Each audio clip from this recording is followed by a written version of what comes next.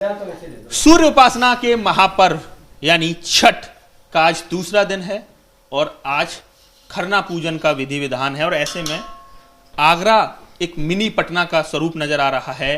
देखिए, इस समय मैं कमला नगर में एक राधिका विहार कॉलोनी में एक घर में मौजूद हूँ। किस तरह से जो पूर्वांचल से ताल्लुक़ रखने वाले जो परिवार के लोग हैं, किस तरह से बहुत ही धूमधाम से इस पर्व को मना रहे हैं।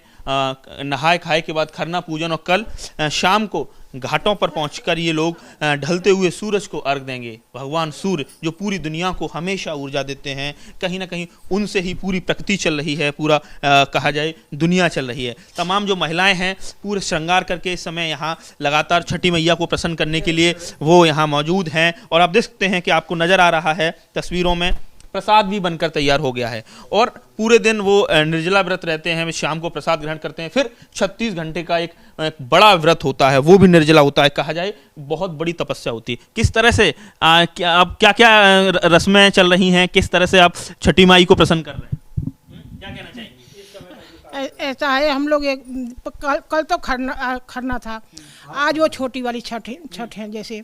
तो हम लोग पूरा जो है साफ सुथरा से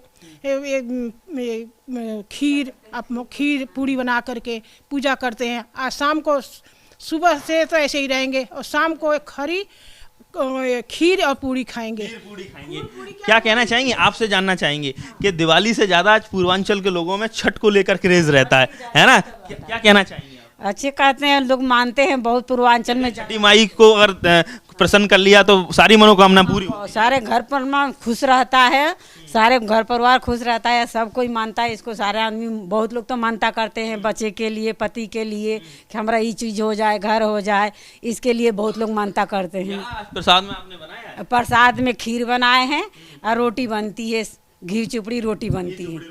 इसको दोहती कहते हैं। इसे जो है ना, दो रोटी को लोग बना करके दोहती बनाते हैं, इसको दोहती कहते हैं। तो ये बताइए, बिना छठी माई के कोई गीत संगीत के कैसे आप अधूरा माना जाएगा? कुछ सुनाना चाहे सुनाइए। बोलिए। छठ माई को बहुत हम लोग मानते हैं और जो मांगते हैं वो सब चीज मिल। भजन कोई संगीत कीर्तन हो? हाँ है, होता है। वही सुनाइए। होता है।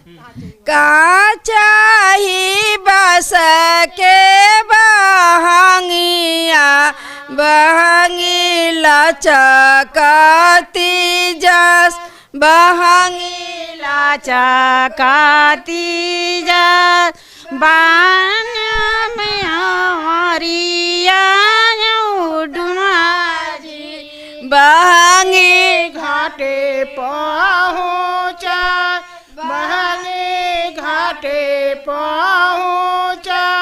देख सकते हैं कि तमाम कहा जाए जो छठ माई के तमाम जो कहा जाए जो गीत हैं, संगीत का बड़ा मधुर कार्यक्रम रहता है। और ऐसे में ओम प्रकाश गुप्ता हैं हमारे साथ, पूर्वांचल सांस्कृतिक सेवा समिति से जुड़े हुए। आपका घर आंगन इस समय बहुत ज़बरदस्त तरीके से लोग पहुंचे हुए हैं। किस तरह से रहता है जब आप लोगों को बुलाते हैं? और कहीं ना कहीं सांस्कृतिक राष्ट्रवाद का भी एक बहुत बड़ा एक पर्व है। आप लोग पूर्वांचल बिहार से ताल्लुक़ रखने वाले लोग हैं, तो लोगों को आप जोड़ते हैं कहीं ना कहीं। आइए घर में शिरकत करिए, साथ में पूजा करेंगे। यहाँ पे हम लोग पूर्वांचल के भले हैं, लेकिन यहाँ के लोगों को भी जोड़ के छठी मैया की इतना विस्तार से पूजा कर रहे हैं कि यहाँ लोग भी हम लोगों को पूरा सपोर्ट करते हैं। ब्रज के लोग भी मैंने देखा है, कई सारे लोग अब इस छठ पर्व को छठ पूजा कर रहे हैं। ब्रज के लोग भी कर रहे हैं, अदर जगह के भी लोग कर रहे हैं छठ पूजा जो है। और प्रसाद लेने के लिए सुबह 4 बजे, 4:30 बजे, 5 बजे आ जाते हैं वहाँ पे। बड़ा पर्व है, प्रकृति के करीब लाने का ये बहुत बड़ा पर्व है। अब देखिए, तमाम जो पुरुष सदस्य हैं वो भी इसके लिए इस समय घर में एकत्रित हैं। क्या नाम है सर आपका? अशोक कुमार यादव। अशोक जी, किस तरह से देखते हैं ये बहुत नेचर के कारण प्रकृति को हम कुछ ना कुछ उनका आभार प्रकट करें, तभी अर्घ देते हैं भगवान सूर्य को। तो ढलते हुए सूरज को कहा तो जाता है, डूबते सूरज को कौन सलामी देता है? लेकिन हम लोग एक इंसान जिसे पूरी साल कहीं ना कहीं ऊर्जा पाता है, उस सूर्य के प्रति एक समर्पण का भाव। जी, छठ पूजा जो है मुख्य रूप से सूर्य की पूजा है। इसमें जो है सूर्य जो है दक्षिणायन से उत्तरायण में उत्तरायण से दक्षिणायन में जाते हैं और ये पूरी प्रकृति का ऊर्जा का स्रोत है सूर्य।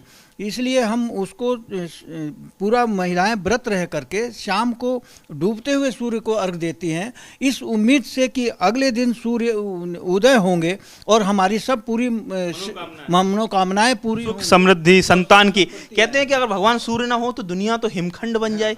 हाँ, और ऐसे में भगवान सूर्य के प्रति समर्पण का ये दिन है। हाँ? सूर्य एक यही एक देवता हैं जो प्रत्यक्ष में दिखाई देते हैं, इसीलिए इनकी पूजा की जाती है और बहुत पहले से आदिकाल से ही पूजा की जाती है सूर्य भगवान की। क्या लग रहा है कि कल जब शाम को ढलते हुए सूरज को अर्घ देंगे तो आगरा के तमाम घाट मिनी पटना से कम नजर नहीं आएंगे? विशाल पूजा होती है तरीके से और काफ़ी भीड़ हो रही है। बल्कि कोरोना के बाद सर, कोरोना में तमाम बंदिशें थी, कोरोना के बाद जिंदगी पटरी पर लौट रही है। क्या कहना चाहेंगे, ये इस बार की छठ पिछले साल की छठ से कितनी डिफर नजर आ रही है? इस साल पिछले साल से काफ़ी उत्साह है लोगों में और पिछले वर्ष से काफ़ी अच्छा इसमें होने की उम्मीद है। क्या कहना चाहेंगे सर, आप क्या लगता है महिलाओं को लेकर आप क्या कहना चाहेंगे? ये वाकई में महिलाएं कहते हैं कि परिवार को वो लीड करती हैं, बच्चों की संपन्नता के लिए, बच्चों की खुशी के लिए, पति की खुशी के लिए वो इतना बड़ा निर्जला व्रत रखती हैं। 1 घंटे कोई पानी ना पिए तो मन विचलित होने लगता है। क्या कहना चाहेंगे? इस पर्व में बहुत श्रद्धा के साथ की जाती है और महिलाएं की सबसे बड़ा योगदान होता है।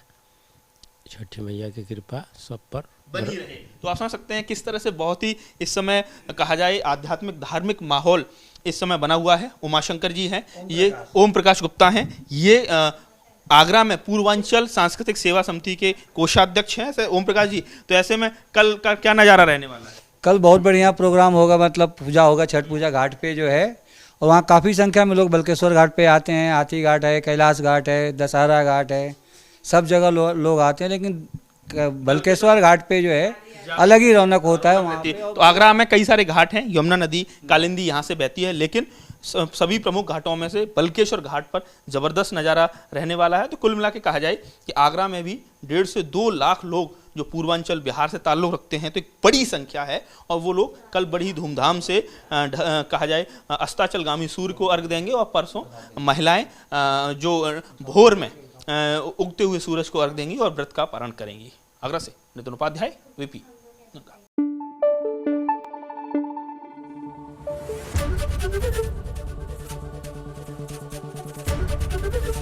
एबीपी गंगा, खबर आपकी, जुबान आपकी।